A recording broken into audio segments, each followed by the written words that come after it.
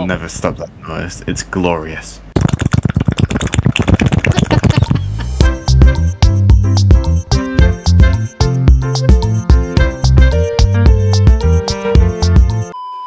This one's called The Six Soldiers of Fortune. There was once a man who was a jack of all trades. He had served in the war and had been brave and bold, but at the end of it, he was sent about his business with 3 fair things at his discharge. "I am not going to stand for this," he said. "Wait till I find the right man to help me, and the king shall give me all of the treasures of his kingdom before he has done with me." Then, full of wrath, he went into the forest, and he saw one standing there by 6 trees, which he had rooted up as if they had been stalks of corn. And he said to him, "Will you be my man and come along with me?" "All right," answered he. "I must just take this bit of wood home to my father and mother." And taking one of the trees, he bound it round another 5. And putting the... Oh, no, there's a word that I can't say. Oh, no, it's the F word. It's the F-A-A-A-G. Will I get banned if I say that word? I mean, it's in a book. Don't risk it. It's better safe than sorry. Don't risk it.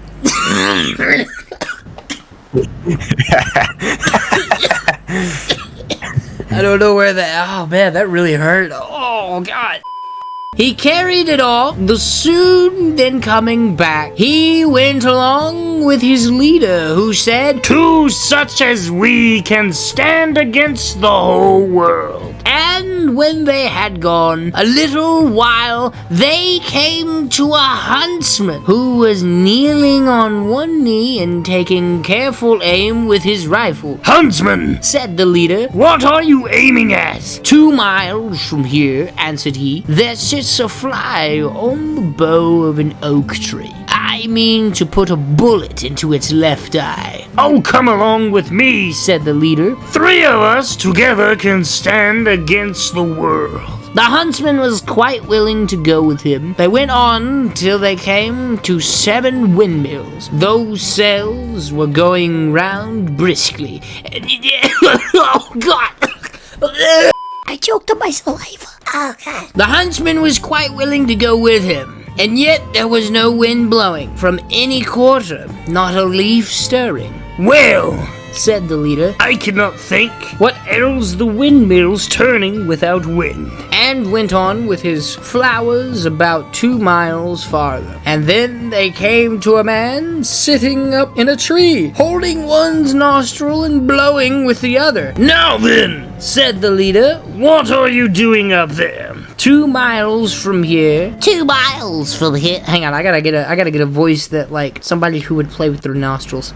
Aha. 2 miles from here, he answered, there are 7 windmills I am blowing, and they are going round and around. "Oh, go with me," cried the leader. 4 of us together can stand against the world. So the blower got down. Yeah, but he did. Fucking. So the blower got down and went with them. After a time, they came to a man standing on one leg, and the other had been taken off and was lying near him. "You seem to have gotten a handy way of resting yourself," said the leader to the man. "I am a runner," answered he, "and in order to keep myself from going too fast, I have taken off a leg.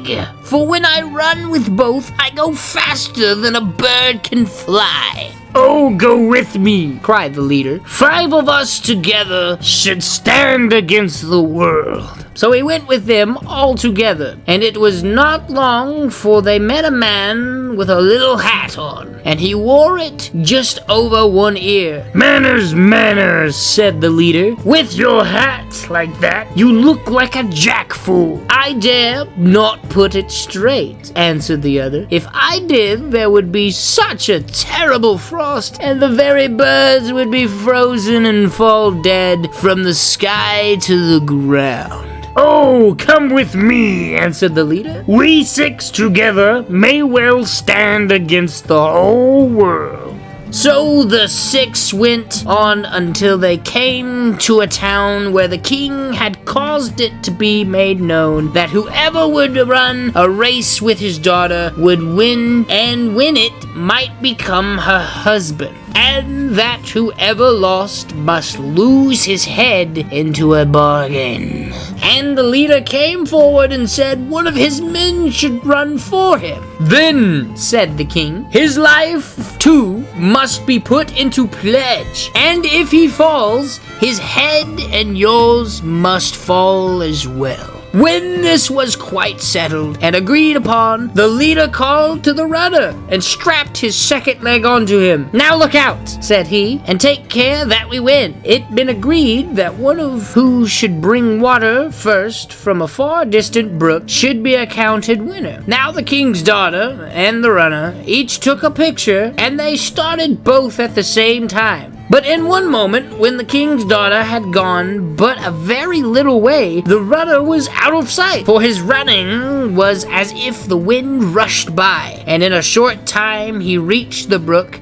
filled his pitcher full of water, and turned back again. About halfway home, however, he was overcome with weariness, and setting down his pitcher, he lay down on the ground to sleep. But in order to awaken soon again, by not laying too soft, and he had taken a horse's skull, which lay near, and placed it under his head for a pillow. In the meanwhile, the king's daughter, who really was a good runner, good enough to beat an ordinary man, had reached the brook and filled her pitcher and was hastening with it back again. And she saw the runner lying asleep. "The day is mine," said she with much joy, and she emptied his pitcher and hastened on. And now all had been lost, all but for the huntsman, who was standing on the castle wall, and with his keen eyes saw all that happened. "We must not be outdone by the king's daughter," said he, and he loaded his rifle and took so good an aim that he shot the horse's skull from under the runner's head, without doing him any harm. And the runner awoke and jumped up and saw his pitcher standing empty, and the king's daughter far on her way home. But not losing courage, he ran swiftly to the brook, filled it again with water, and for all that, he got home 10 minutes before the king's daughter. "Look you," said he, "this is the first time I even really stretched my legs. Before it was not worth the name of running." The king was vexed, and his daughter yet more so, that she should be beaten by a discharged common soldier. And they took counsel together how they might rid themselves of him and his companions at the same time. "I have a plan," said the king. Do not fear, but that we shall be quit of them forever." Then when he went out to the men, and bade them to feast, and be merry, and eat, and drink, he led them into a room, which had a floor of iron, the doors were iron, and the windows had iron frames and bolts. In the room was a table set out with costly food. "Now go in there and make yourself comfortable," said the king. And when they had gone in, he had the door locked and bolted. Then he called the cook and told him to make a big fire underneath the room, so the iron floor of it should be red hot. And the cook did so, and the 6 men begged to fill the room, growing very, very warm, by reason, as they thought at first, of a good dinner. But as the heat continued to grow greater and greater, and they found the doors and windows fastened, they began to think it was an evil plan of the king's to suffocate them. "He shall not succeed," said the man with the little hat. "I will bring on frost that shall make the fire feel ashamed of itself, and creep its way out. So he set his hat straight and on his head, and immediately there came such a frost that all the heat passed away and the food froze to the dishes. After an hour or two had passed, the king thought they must all have perished in the heat, and he caused the door to be open and went himself to see how they fared. And when the door flew back open, there they were, all six, quite safe and sound, and they said they were quite ready to come out, so that they might warm themselves, for the great cold of the room had caused the food to freeze to the dishes. Full of wrath, the king went to the cook and scolded him, and asked why he had not done as he was ordered. "It is hot enough there, you may see for yourself," answered the cook. And the king looked and saw an immense fire burning underneath the room of iron, and he began to think that the 6 men were not to be got rid of in that way. And he thought of a new plan of which it might be managed. So he sent for the leader and said to him, "If you will give up your right to my daughter and take this gold instead, you may have as much as you like." "Certainly, my lord king," answered the man. "Let me have as much gold as my servants can carry, and I give up all claim to your daughter." And the king agreed he should come again in a fortnight to fetch the gold. The man then called together all the tailors in the kingdom and set them to work to make a sack, and it took them a fortnight. And when it was ready, the strong man who had been found rooting up trees took it on his shoulders and went to the king. "Who is this immense fellow carrying the shoulders of bundles and stuff as big as the house?" cried the king, terrified to think how much gold he would carry off. And a ton of gold was dragged in by 16 strong men. But he put it all into the sack, and with one hand saying, "Ha ha ha! Why don't you bring some more? This hardly covers the bottom." So the king bade them fetched by degrees the whole of his treasure. Even then the sack was not half full. "Bring more!" cried the man. "These few scraps go no way at all." Then at least 7,000 wagons laden with gold collected through the whole kingdom were driven up, and he threw them in his sack, oxen and all. "Ha ha!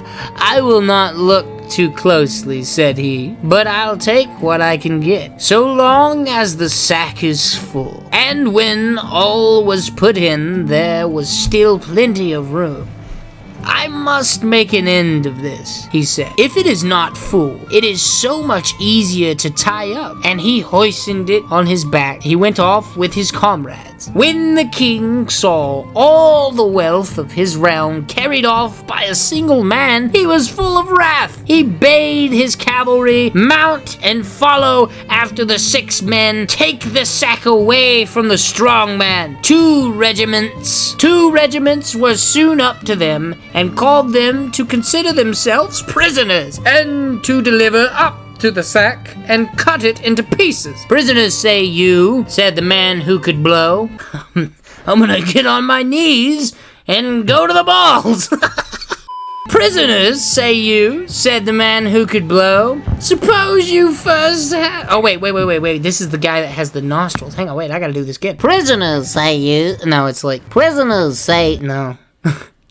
"Prisoners," yeah, there it is. "Prisoners, say you," said the man who could blow. "Suppose you first have a little dance together in the air." And holding one nostril, the blowing through the other, he sent the regiments flying head over the hills and far away. But a sergeant who had 9 wounds was a brave fellow, begged not to be put to so much shame, and the blower let him down easy, so that he came to no harm. And he bade him to go to the king and tell him that whatever regiment he liked to send more should be blown away just the same. And the king, when he got the message, said, "Let those fellows be. They have some right on their side." So the 6 comrades carried home their treasures and divided it amongst them, and lived a content life till death. The end. Yeah, that was pretty good. I like the guy that blows through his nose. The blower. I like the blower. He reminds me so much of myself. Yeah, like